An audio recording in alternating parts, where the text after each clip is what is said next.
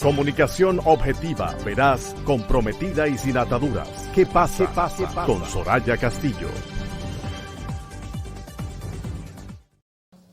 Continuamos a las 4:36 de la tarde de este miércoles 2 de febrero en ¿Qué pasa? Y vamos a conversar de inmediato con nuestro invitado, el doctor Antonio Siriaco, economista, profesor de desarrollo económico, ha dirigido el Instituto de Investigaciones Socioeconómicas de la Universidad Autónoma de Santo Domingo, pero todo un experto para que con sus conocimientos y con su experiencia nos dé un poco de luz para comprender algunas cosas que uno no es tanto que no las comprenda, sino que no las siente en el bolsillo, como por ejemplo el informe del Banco Central de la República Dominicana de que la economía dominicana cierra con un importante crecimiento de un 12.3%. ¿A cuánto equivale eso, doctor? Buenas tardes, bienvenido.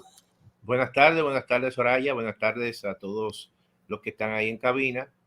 Y evidentemente el término, el Banco Central presentó su informe ya final del año 2021, donde presenta que la economía dominicana terminó con un crecimiento robusto de 12.3%, y eso se esperaba ese nivel de crecimiento que la República Dominicana realmente tuvo el año pasado por varias razones. Hay un efecto rebote que no se puede dudar, pero también hay un efecto que tiene que ver por la cantidad de remesas que entraron a la República Dominicana, el crecimiento que tuvo la economía norteamericana, que también tuvo un impacto importante en el sector de las zonas francas, y evidentemente otros sectores como el sector de la construcción también tuvo un desempeño bastante importante, conjuntamente con la manufactura local. Todo eso ha hecho que la producción de bienes y servicios en la economía dominicana, que es lo que representa el Producto Interno Bruto, producción interna,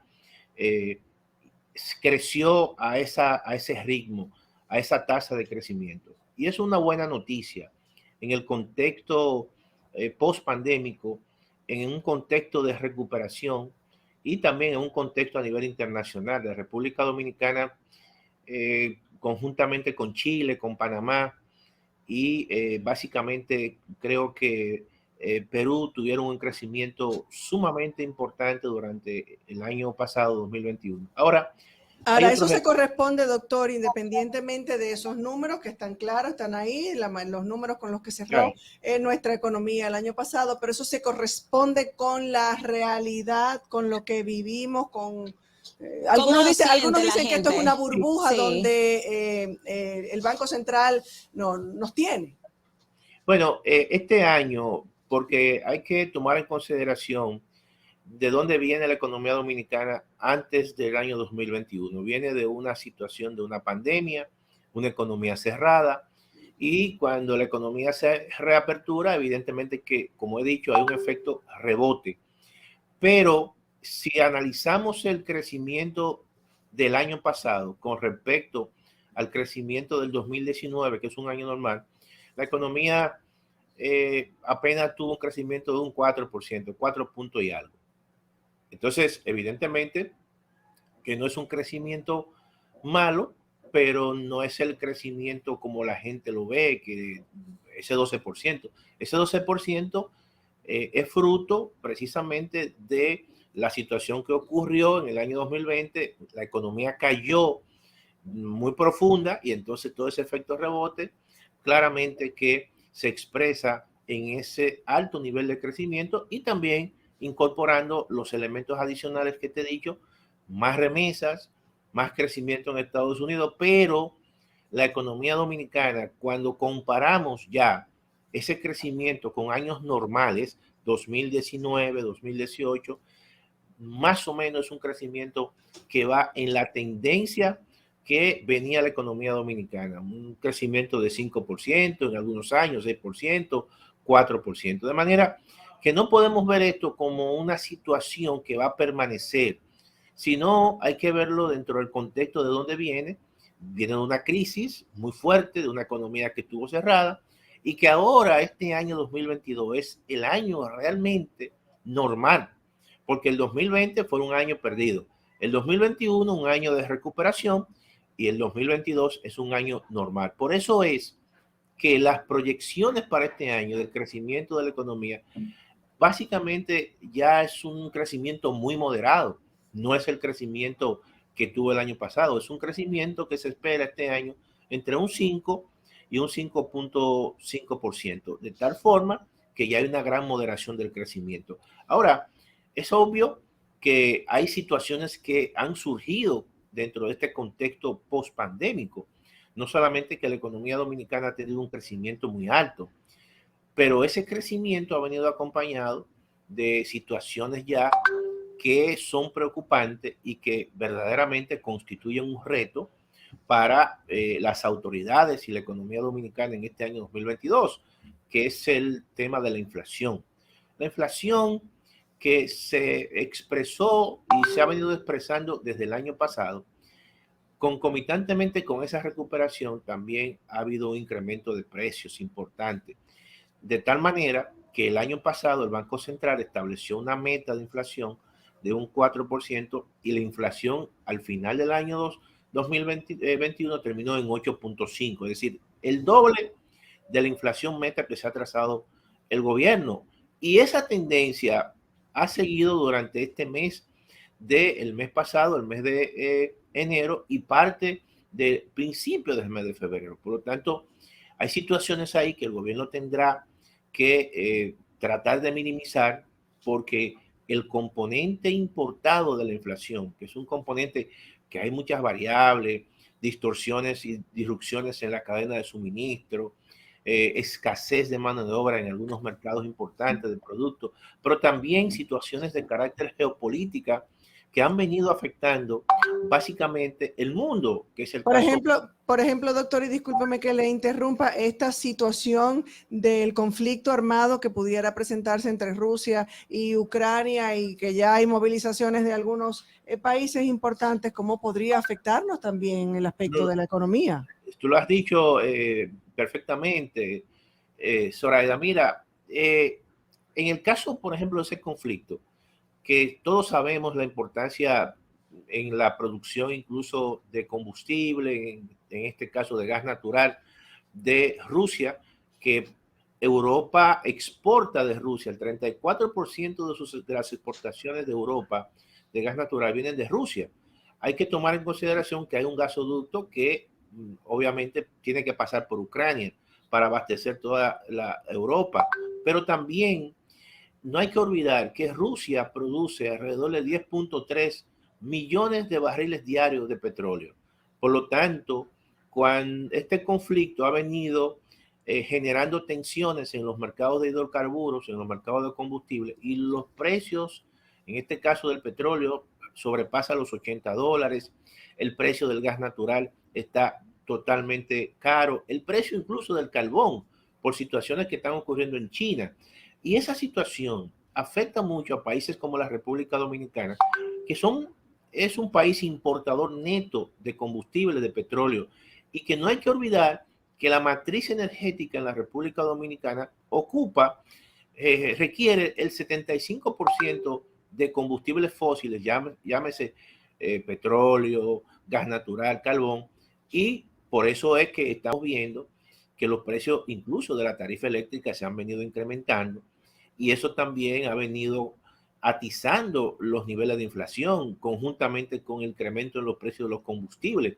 Por lo tanto, esa situación está afectando a la gente, a la clase media, a la clase incluso con salarios fijos, y por eso hemos visto que el coste de la canasta básica familiar, por ejemplo, la canasta básica del más pobre, que según el Banco Central es en estos momentos y está por encima de 24,000 pesos, pero cuando tú lo comparas con el salario mínimo más alto, que no toda la gente y ni los trabajadores ganan el salario mínimo más alto, que es 21,000 pesos, hay un déficit evidentemente de más de 3,000 pesos en esa canasta. Entonces, evidentemente que es una situación que el gobierno tendrá que buscar o minimizar, porque no hay una solución, porque hay situaciones que el gobierno no controla y esa es la realidad. Entonces, Lo que hay que tratar de buscar y combinar una serie de medidas y de política pública que minimicen esos efectos de ese choque. ¿Cómo cuáles? ¿Cuáles serían esas recomendaciones para minimizar esos efectos? Mira, hay varias. Por ejemplo, yo he propuesto que hay muchos insumos que son insumos importados, obviamente, que son vitales para la producción de productos de la canasta básica. Por ejemplo, en la producción de pollo, la producción avícola, el maíz es muy importante. Entonces, ¿qué yo haría? Transitoriamente, yo establecería una especie de amnistía arancelaria para ese insumo. Los productores, los importadores, durante un tiempo, le quito el arancel de un 20%. Por ejemplo, para abaratar sus costos. Para abaratar el costo. El caso de las grasas comestibles, donde los aceites también tienen un peso importante en esa canasta básica, haría lo mismo. En el caso de la harina de trigo, obviamente se usa para el pan. En el caso de los fertilizantes, para el caso del arroz. Entonces ya tú estás tratando de que esos choques externos negativos no se transmitan directamente a los costos de producción y a su vez evita que esos productores se lo transfieran al consumidor final y como consecuencia entonces el precio del pollo, el precio del arroz, el precio del pan, el precio del cerdo se incrementen de precio y tú lo minimizas de manera temporal. Igualmente, concomitantemente con eso, hay que seguir apoyando a la producción agropecuaria. ¿Por qué? Porque al margen de que los precios son altos, pero siempre es importante tener una oferta permanente, que no exista escasez, evitar que en algún rubro importante surja la escasez. Y eso es un elemento también que el gobierno tiene que evitar. Y además, seguir ampliando los programas sociales de provisión de alimentos. Llámese, por ejemplo, vamos a ampliar los mercados de productores, vamos a ampliar las ventas populares. Y todo eso se focaliza. Es un conjunto de medidas que el gobierno tendrá que seguir haciendo. Igualmente también tratar de, en estos casos, de mantener un nivel de subsidio a los combustibles de forma temporal. ¿Por qué, Soraya? Yo digo esto porque hay un elemento también de gobernanza. O sea, tú no puedes permitir que los precios suban y eso le va a generar dificultades. Eso va a traer como consecuencia que muchos sectores van a pedir incrementos de salario. Entonces, todo eso hay que tratar de minimizarlo precisamente para establecer cierto nivel y mantener la gobernanza política en la República Dominicana. En medio de este panorama, el Banco Central ha tomado medidas como el incremento de la tasa de política monetaria. Y algunos ya se han apresurado a decir que esto puede traer algunos inconvenientes y que puede influir de manera negativa, sobre todo que durante la pandemia se dieron ciertas facilidades en entidades bancarias con tasas muy cómodas o más flexibles, precisamente para pequeñas empresas, para medianas empresas. ¿Qué usted opina, doctor? Mira, obviamente que hay una situación que aquellos préstamos y facilidades que se dieron dentro del contexto de pandemia, que el Banco Central tenía una tasa en ese momento de un 3%, que la tasa de política monetaria, para que la gente entienda, es una tasa de referencia. Es aquella tasa al cual el Banco Central le presta sus recursos al sector financiero. Y en ese momento, el Banco Central le dijo, mira, yo te voy a colocar recursos a un 3%, pero tú más allá, cuando se lo coloque a los sectores productivos y a la gente, que no pasen de un 8%. Entonces, todo eso lo hace con la idea, y lo hizo, de dinamizar la economía, de abaratar el dinero, de que los sectores productivos que tuvieron cerrado tuviesen recursos para moverse, para pagar deuda, y todo eso se hizo en un contexto pandémico. Ahora, evidentemente que mucha gente tiene todavía de esos recursos. Con los nuevos aumentos que han ocurrido de la tasa de política monetaria, que luego subió a 3.5, a 4 y ahora 5, evidentemente que el que cogió recursos a esa tasa, obviamente que no se le van a incrementar. Ahora, los nuevos recursos que surjan dentro de este contexto van a ser precisamente a una tasa de un 5%. ¿Qué significa eso? Que cuando los recursos que el banco coloque a esa tasa al sector financiero, bueno, el sector financiero lo va a colocar a tasa mucho mayor. Eso significa que no va a ser a un 8, a lo mejor sea a un 11 o a un 12. ¿Qué está haciendo el Banco Central con eso?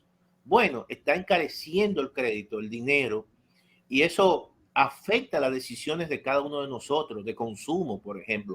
Si tú vas a una feria de vehículos y de repente con este nuevo escenario tú vas a solicitar un préstamo para un vehículo, te va a salir más costoso.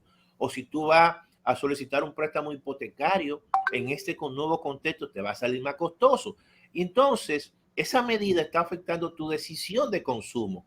Por lo tanto, ralentiza. Decisión de consumo y decisión de vida y calidad de vida. No, y calidad de vida. Pero también, si tú eres empresaria y tú vas a buscar un préstamo en estas condiciones para poner y emprender un negocio, obviamente que tú vas a recibir el dinero mucho más costoso. Entonces, muchos dicen, yo no lo puedo pagar y no hacen la inversión. Por lo tanto, cuando el Banco Central aumenta su tasa de política monetaria, está afectando la decisión de inversión de aquel pequeño, mediano y gran empresario, pero también está afectando la decisión de consumo de todos nosotros. Y eso limita entonces la capacidad y la dinámica de la economía, y eso le quita dinamismo, y eso hace como el consumo y la inversión son dos componentes importantes para crecer.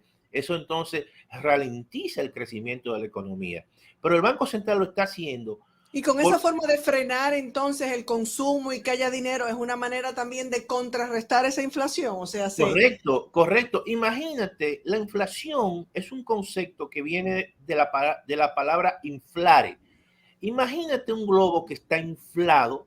Si tú quieres quitarle a ese globo que no explote, ¿qué tú haces? Que tú lo abres un poquito y se desinfla un poco y baja la presión. Entonces, el Banco Central lo que está haciendo es que como hay un proceso que él ve que en muchos casos no puede controlar en la economía, dice, déjame quitarle presión de demanda y déjame influir sobre la decisión de consumo de la gente y la decisión de inversión de las empresas. Entonces, vamos a deflacionar un poco ese globo que se ha inflado y que yo no quiero que explote, porque si explota, entonces a todos nos afecta, a todos, incluso con repercusiones de carácter política. Entonces, ese es el objetivo de la política monetaria dentro de la visión de los bancos centrales. Y eso no solamente lo hace el Banco Central de la República Dominicana, eso lo están haciendo todos los bancos centrales. El caso de México, que estaba viendo un reportaje, bueno, México se adelantó y su tasa de política monetaria básicamente es altísima, encareció mucho. Y lo mismo que Colombia. En Estados Unidos posiblemente ya se ha anunciado que el mes próximo van a comenzar los incrementos en la tasa de los fondos federales. Y todo eso es producto de quitarle presión de demanda a las economías, que la gente consuma menos, que las empresas inviertan menos y evidentemente que el dinero, porque ellos ven que también hay un componente de inflación monetaria y quitarle presión a la economía.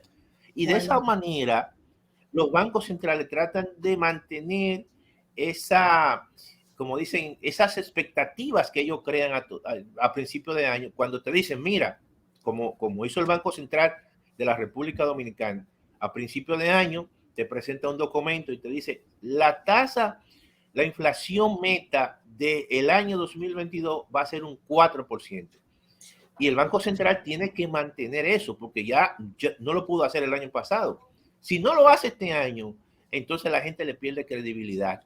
Y de repente, si le pierde credibilidad, por más técnicos que sean en el Banco Central, si ellos no sostienen lo que dicen, entonces la gente hace lo que quiere. Y eso Muy bien, lamentablemente se nos terminó el tiempo.